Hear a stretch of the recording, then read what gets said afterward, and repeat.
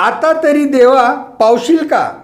स्वर्गीय हिंदू हृदय सम्राट बाळासाहेब ठाकरे यांच्या हयातीत त्यांच्या समोर महाराष्ट्र नवनिर्माण सेना नावाचा पक्ष काढत राज ठाकरे यांनी सर्वांनाच राजकीय धक्का दिला होता।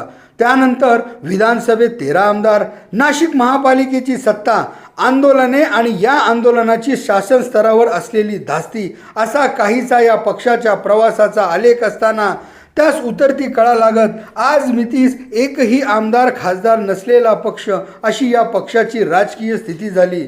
उद्धव ठाकरेंना कट्टर विरोध करत मोदींची स्तुती, त्यानंतर 2019ला लाव रे तो व्हिडिओ म्हणत भाजप आणि मोदींना कडवट विरोध, त्यानंतर पुन्हा भाजपाशी घरोबा आणि 2024च्या निवडणुकीत महायुतीला पाठिंबा, तर आता पुन्हा आगामी स्थानिक स्वराज्य निवडणुकीच्या तोंडावर महाविकास आघाडीच्या मोर्चात सभांना हजेरी लावत वोट चोरी, दुबार मतदानावर आरोप।